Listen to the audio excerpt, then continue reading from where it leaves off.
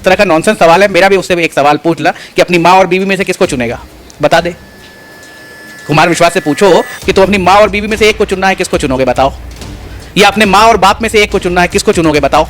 तो इस तरह के नॉनसेंस और बेहुदा सवाल पे कुछ कम अकल के लोग तालियां बजा सकते हैं, कहीं वो वीडियो वायरल हो सकता है, लेकिन जब भी वो किसी कानूनी टेबल पर आएगा ना, अगर सुप्रीम कोर्ट में भी आ गया तो कुमार विश्वास को ऐसी फटकार पड़ेगी कि दोबारा जो है कुमार अलग कर लेगा और विश्वास नहीं होगा उन पर किसी को।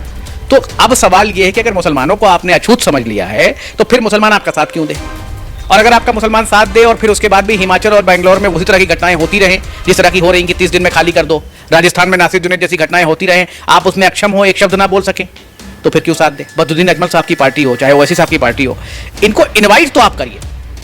वो नहीं आएंगे तो हम मानेंगे भाई कि उनका कुछ एजेंडा है। आप इनवाइट नहीं करेंगे तो हम समझेंगे कि आपका कुछ एजेंडा है, और आपका एजेंडा हमें साफ दिख रहा है कई एग्जाम्पलों में कि आप मुसलमानों को सबसाइड कर रहे हैं। राजस्थान में किससे आ रहे हैं कि यहाँ कैंप लगाया गया, यहाँ बंदूक सिखाई जा रही है, यहाँ वीएचपी ये भाषण दे रही है, यहाँ टी राजा ये भाषण दे रहा है, इस तरह की बातें हो रही हैं और उस पर कोई खामोशी है। बिल्कुल सेकुलरिज्म को क्लियर करिए कि अगर शिवसेना सेकुलर हो गई है तो एमआईएम सेकुलर कैसे नहीं है। लेकिन नासिर जुनैद में बताइए अभी तक मोनू मानेसर क्यों नहीं गिरफ्तार हुआ? कि वो नफरत है जिसे पल भर में दुनिया जान लेती है, मोहब्बत का पता चलते जमाने बीत जाते हैं। Subscribe now and press the bell icon. Never miss an update. 26 विपक्षी दलों ने मिलकर के इंडिया बनाया है। उस इंडिया में बीजेडी नहीं है, बीएसपी नहीं है, एमआईएम नहीं है, यूडीएफ नहीं है और शिरोमणि अकाली दल भी नहीं है। कैसे जीतेगा इंडिया? देखिए, इंडिया जीतेगा या नहीं जीतेगा ये तो मतदाता डिसाइड करेंगे, तो इसमें मेरी या आपकी राय बहुत अहम नहीं है। अभी कर्नाटक के चुनाव में जो है वो कांग्रेस ने अच्छा प्रदर्शन किया है। मध्य प्रदेश और छत्तीसगढ़ में भी ऐसा लग रहा है कि भाजपा की हालत बहुत ख़राब है। इवन राजस्थान में भी भाजपा के अंदर जो अंतर्कलह है उसको देख के ये लगता है कि राजस्थान भी बहुत आसान नहीं है भाजपा के लिए। तो देखिए, प्रधानमंत्री का तो ये जो पूरा खेल है, एक झूठ का साम्राज्य चल रहा है कि भाई 2 करोड़ नौकरियां देंगे पहले बताते थे, फिर सबको मकान दे देंगे, सबके घर में पानी आ जाएगा, सबके घर में बिजली आ जाएगी, रोज़गार मिल जाएगा, महंगाई घट जाएगी, नारियों की अस्मिता बच जाएगी। ये सारे आइडियाज़ तो फ्लॉप हो गए हैं। तो जनता भी इस बात को समझ रही कि सिर्फ इमोशन पर खेल रहे हैं। और 9-10 साल हो गए, अब मुझे ऐसा लगता है कि बहुत सारे धड़ों में अपनी इर्द गिर्द अगर देखा जाए तो लोग सोचने लगे हैं परिवर्तन के बारे में, या ये सोचने लगे हैं कि भाई बीजेपी हमें जो प्रॉमिसेस हैं वो डिलीवर नहीं कर पा रही है। तो इस सेंस में मुझे ऐसा लगता है कि बीजेपी काफ़ी बड़ा नुकसान उठाएगी आने वाले लोकसभा चुनाव में, और ऐसा भी हो सकता है कि भाई देश में सत्ता परिवर्तन हो जाए, और जो आप कह रहे हैं इंडिया जीतेगा, तो भाई जीत जाए इंडिया, और हम तो हमेशा चाहेंगे कि भाई पाकिस्तान हार जाए और इंडिया जीत जाए। लेकिन उस इंडिया में भागीदारी की जो बात हो रही है, उस भागीदारी में जो दलितों की सबसे बड़ी पार्टी मानी जाती है, बहुजनों की, बसपा नहीं है। एमआईएम जिसको लेकर माना जाता है कि मुसलमानों की एकमात्र आवाज़ है, वो भी नहीं है। देखिए, बसपा का जहाँ तक सवाल है तो उसके बारे में बहुत ज़्यादा मैं नहीं कह पाऊँगा। उसकी वजह यह है कि बसपा का जो रवैया रहा है पिछले कुछ सालों के चुनावों में अगर देखा जाए, तो या तो मायावती जी डरी हुई हैं बहुत सारे विषयों से कि उनका भतीजे को या उनको जेल में ना डाल दे, जो कि ईडी, सीबीआई और आईटी के थ्रू होता है, और या तो कुछ और वजह है, उनका कोई कमिटमेंट हो गया भाजपा से। तो इसलिए वो हमेशा, देखिए, कोई भी ऐसी नीति आती है तो उसका विरोध करती हैं, कई बार देखा गया है। तो बसपा के बारे में तो मैं बहुत ज़्यादा नहीं कुछ कह सकता हूँ, लेकिन हाँ, मुझे ऐसा लगता है कि दलितों में एक नई पार्टी उभर के आई है, आज़ाद समाज पार्टी, उसको इन्वाइट करना चाहिए था। मुसलमानों के मुद्दे पे क्यों मौन हो जा रहे हैं? देखिए, मुसलमानों के मुद्दे पे मैं मौन नहीं हो जा रहा हूँ। मुसलमानों के मुद्दे पे तो जो जिस पार्टी ने इंडिया बनाया है, जो उसके चेयरमैन बनेंगे, कांग्रेस पार्टी, वही मौन हो जा रही है। तो अब सवाल ये है कि अगर मुसलमानों को आपने अछूत समझ लिया है तो फिर मुसलमान आपका साथ क्यों दे, और अगर आपका मुसलमान साथ दे और फिर उसके बाद भी हिमाचल और बेंगलोर में उसी तरह की घटनाएं होती रहें जिस तरह की हो रही कि 30 दिन में खाली कर दो, राजस्थान में नासिर जुनैद जैसी घटनाएं होती रहें, आप उसमें अक्षम हो, एक शब्द ना बोल सकें, तो फिर क्यों साथ दे। तो सवाल यहाँ पर यही उभर के आता है कि चाहे वो बदरुद्दीन अजमल साहब की पार्टी हो, चाहे ओवैसी साहब की पार्टी हो, इनको इन्वाइट तो आप करिए। वो नहीं आएंगे तो हम मानेंगे भाई कि उनका कुछ एजेंडा है। आप इनवाइट नहीं करेंगे तो हम समझेंगे कि आपका कुछ एजेंडा है, और आपका एजेंडा हमें साफ दिख रहा है कई एग्जाम्पलों में कि आप मुसलमानों को सबसाइड कर रहे हैं। एक आपने गवैया रख लिया है, वो कहीं जाता तक नहीं है मुसलमानों के मसले में। आपका नेता बोलने को तैयार नहीं है। अभी आदिवासी पर पेशाब कर दिया एक मध्य प्रदेश के व्यक्ति ने, बहुत जघन्य अपराध है, बहुत निंदनीय है। राहुल जी फौरन बोल उठे, लेकिन अभी अफवान अंसारी की लिंचिंग हुई थी महाराष्ट्र में, उससे पहले एक लड़के की और लिंचिंग हुई महाराष्ट्र में बकरीद के मौसम में, कोई नहीं गया, न राहुल जी, न प्रियंका जी, न इमरान जी, न खड़गे जी। और उसके बाद ऐसे सैकड़ों रोज के रोज राजस्थान में किस्से आ रहे हैं कि यहाँ कैंप लगाया गया, यहाँ बंदूक सिखाई जा रही है, यहाँ वीएचपी ये भाषण दे रही है, यहाँ टी राजा ये भाषण दे रहा है, इस तरह की बातें हो रही हैं और उस पर कोई खामोशी है बिल्कुल। मैं पूछता हूं कि आपकी लाइन डेफिनेशन सेकुलरिज्म की क्या है? सेकुलरिज्म को क्लियर करिए कि अगर शिवसेना सेकुलर हो गई है तो एमआईएम सेकुलर कैसे नहीं है? अगर आपके हिसाब से जेडीयू सेकुलर हो गई है तो फिर बदरुद्दीन अजमल की यूडीएफ सेकुलर क्यों नहीं है? तो किसी को आंच किसी को धुएं वाली जो रणनीति है ना, इससे इंडिया का जो वो है, अगर आप झंडा देखेंगे तो उसमें 3 कलर है ना, तो आप आधे दिल से एक कलर को एक्सेप्ट करिए और पूरे दिल से दूसरे कलर को, तो कहीं ना कहीं नीयत में खोट है, कुछ नीति बनाने में खोट है, कुछ नीतिगत लोग जो वहां बैठे हैं लगता है अभी भी वो आरएसएस की चड्डी पहन के बैठे हैं। तो इस पे भाई राहुल जी महात्मा हो जाए बहुत अच्छी बात है, लेकिन मुसलमानों के लिए कुछ ना बोलें ये कैसे हो सकता है यार? महात्मा की नजर में तो सब बराबर है ना भाई। हम महात्मा गांधी कहते तो गाना गाते थे, ईश्वर अल्लाह तेरो नाम सबको सम्मति दे भगवान। आपने जो है आधे को आधा गाया और आधा छोड़ दिया तो पूरा थोड़ी माना जाएगा। तो इसलिए मुझे ऐसा लगता है कि आप अगर न्योता नहीं देते हैं तो आपकी नीयत में खोट है। आपको चंद्रशेखर साहब को भी न्योता देना चाहिए, आज़ाद समाज पार्टी के, आपको बदरुद्दीन अजमल को भी न्योता देना चाहिए, आपको असदुद्दीन ओवैसी को भी न्योता देना चाहिए, और आपको उन सारी पार्टियों को न्योता देना चाहिए जो बीजेपी के खिलाफ कहीं भी चुनाव लड़ रही हैं। उसमें से जो नहीं आता है, जो विरोध करता है, अगर आपने बसपा का नाम लिया तो बसपा को भी दे दीजिए, शिरोमणि अकाली दल को भी दे दीजिए। अगर नहीं आता, अभी शिरोमणि अकाली दल में गुरुद्वारा कमेटी जो उनकी है उसने अभी यूसीसी का विरोध किया, प्रेस कॉन्फ्रेंस की। तो मैं ये कह रहा हूं सबको आप न्योता दीजिए।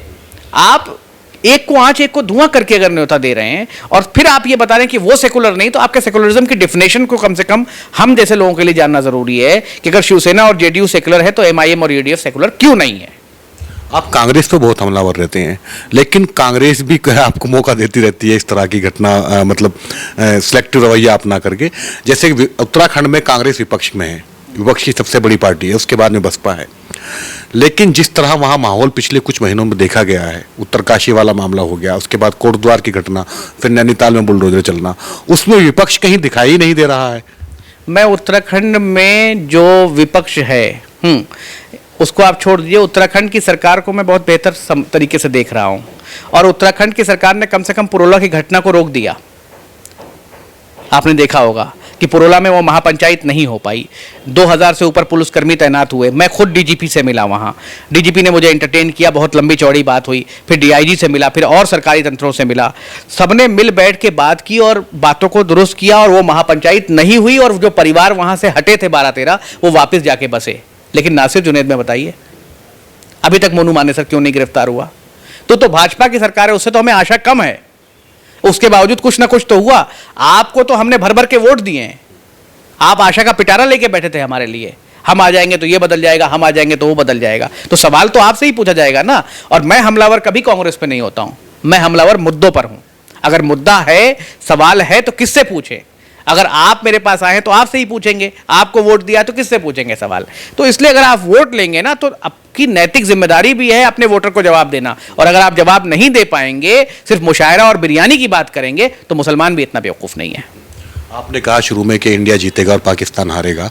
पाकिस्तान आप पता नहीं किसको मानते हैं राजनीतिक दलों में, ये एक अलग विषय है, लेकिन जब बात धर्म की आ जाएगी, जब ज्ञानवापी का मसला आ जाएगा, और जब दिल्ली में जो मस्जिदें हैं, जो पुरानी मस्जिदें हैं, उनको तोड़ने का नोटिस मिल जाएगा और उस पर एक वर्ग विशेष उस पर तालियां बजाएगा, तब इंडिया कैसे जीतेगा? देखिए, ये एक शेर है कि वो नफरत है जिसे पल भर में दुनिया जान लेती है, मोहब्बत का पता चलते ज़माने बीत जाते हैं। तो ये जो नफरती होते हैं ना, ये आंखों में बहुत दूर से गड़ते हैं। किसी ने बड़ा चटकीला रंग पहना हो तो बहुत दूर से दिखता है, सफ़ेद रंग के सैकड़ों लोग खड़े होंगे, आंख में चटक नहीं आएगी। तो ये कुछ हैं जिनको आप गिनती पे गिन सकते हैं, और उसमें भी खास करके 4-5 स्टेट में ही हैं, बाकी सब जगह सुपड़ा साफ हो चुका है इस मामले में। तो अब मसला ये है कि वो जो गढ़ रहे हैं और ये जो कर रहे हैं, ये दोनों सिर्फ चुनाव जीतने के लिए कर रहे हैं। एकदम चुनाव से पहले अचानक से याद आ जाता है, सालों से बनी मस्जिद कभी नहीं याद आई, अचानक से याद आया, अरे ये तो हमारी संपत्ति है। तो क्या डिमेंशिया है, शॉर्ट टर्म मेमोरी लॉस है रेलवे को? जो अब याद आता है। अब ज्ञानवापी का मुद्दा मैंने आज ही ट्वीट किया है कि जब आप नारी सुरक्षा पे फेल हो गए, जब आप महंगाई पे फेल हो गए, जब आप सबको घर देने पर फेल हो गए, जब आप सबको रोजगार देने पर फेल हो गए, जब आप गरीबों को और गरीब कर दिया आपने, जब प्रेस इंडेक्स गिर गया, जब देश के पासपोर्ट की वैल्यू गिर गई, तो उसके बाद आपको याद आया कि ऐसा है कि ये सब पे तो मामले पे जवाब दे नहीं पाएंगे, तो चलो ज्ञानवापी पे कुछ बात करते हैं। तो इनको ये लगता है कि वो राम मंदिर के एजेंडा पे जैसे इन्होंने बहुत बड़ा एक आंदोलन खड़ा कर दिया था, इस तरह का आंदोलन फिर ये खड़ा करके चुनाव जीत लेंगे। लेकिन जनता इतनी बेवकूफ़ नहीं है, इतिहास जो है ना वो सब देख चुका है और सब जान रहा है कि उससे नुकसान किसको हुआ, फायदा किसको हुआ। अगर किसी हिंदू भाई के बच्चे को रोजगार ना मिले और सिर्फ मंदिरें बन ही जाएं तो क्या करेगा वो? उस मंदिर की सीढ़ी पर बैठ के भीख मांगेगा? रोजगार जरूरी है। मंदिर, मस्जिद, गुरुद्वारा, चर्च, उसकी रक्षा सरकार की जिम्मेदारी है, ना कि एक दूसरे को उसके आधार पर लड़ाना उसकी जिम्मेदारी है। और अगर आप लड़ाते हैं, अभी आपने देखा होगा कितना बड़ा बजरंग बली का इशू बनाया था कर्नाटक चुनाव में, क्या हुआ? बजरंग बली ने आप ही को खा गए, आपसे गुस्सा हो गया, आप पे ही गदा चला दी। क्यों? क्योंकि भगवान भी जो है ना, किस धर्म में लिखा है कि चोरी करना सही है? किस धर्म में लिखा है कि जो है वो बलात्कार करना सही है? किस धर्म में लिखा है नारी अस्मत लूटना सही है? तो धर्म सब अच्छे हैं। धर्म के मानने वाले राजनीतिक तौर पर एक दूसरे को बांटने की कोशिश करते हैं और उसका सीधा फायदा चुनाव में लेना चाहते हैं। ये जनता समझ चुकी है। आने वाले समय में पाकिस्तान जो है, जो अहमदाबाद में मैच होगा, उसमें हार जाएगा। अच्छा, इंडिया भी बन गया, सब कुछ हो गया, 75 साल का आज़ादी का अमृत महोत्सव भी बन गया, लेकिन आज ही एक सवाल आया है और एक कवि हैं, तथाकथित कवि कुमार विश्वास, उन्होंने असदुद्दीन ओवैसी से सवाल किया कि इस देश में अगर आपको इस्लाम चुनने का मौका मिले, इस्लाम और भारत में से किसी एक को चुनने का मौका मिले तो आप किसे चुनेंगे? कुरान और संविधान में से किसी एक को चुनने का मिले तो मौका मिले तो आप किसे चुनेंगे? ये जो इस तरह के जो सवाल हैं, ये 75 साल बाद भी जो मुसलमानों को ये सबूत देना पड़ रहा है कि वो देश के वतन परस्त हैं, तो ये क्या है? देखिए, ऐसा है, वो साहित्य का व्यक्ति है, वो संविधान उसने शायद पढ़ा नहीं है, मुझे ऐसा लगता है। और अगर संविधान पढ़ा होता तो उसको पता होता कि जो भारत का संविधान है वही धर्म की आज़ादी देता है, वरना वो सनातनी जो अपने आप को कह रहे हैं, तो ये भारत का संविधान है जो उनको संरक्षण देता है सनातनी कहने के लिए। अगर भारत का संविधान ये कह देता कि कोई धर्म नहीं मान सकता है, तो फिर बात अलग होती। भारत के संविधान में protection of moral values, protection of religious right, protection of human values के तमाम समानांतर धाराएं बनाई गई हैं। तो पहली बात तो ये है। और दूसरी बात है, इस तरह का नॉनसेंस सवाल है, मेरा भी उससे एक सवाल पूछ ला कि अपनी माँ और बीवी में से किसको चुनेगा? बता दे। कुमार विश्वास से पूछो कि तो अपनी माँ और बीवी में से एक को चुनना है, किसको चुनोगे बताओ? या अपने माँ और बाप में से एक को चुनना है, किसको चुनोगे बताओ? तो इस तरह के नॉनसेंस और बेहुदा सवाल पे कुछ कम अकल के लोग तालियां बजा सकते हैं, कहीं वो वीडियो वायरल हो सकता है, लेकिन जब भी वो किसी कानूनी टेबल पर आएगा ना, अगर सुप्रीम कोर्ट में भी आ गया तो कुमार विश्वास को ऐसी फटकार पड़ेगी कि दोबारा जो है कुमार अलग कर लेना पड़ेगा और विश्वास नहीं होगा उन पर किसी को। Subscribe now and press the bell icon. Never miss an update.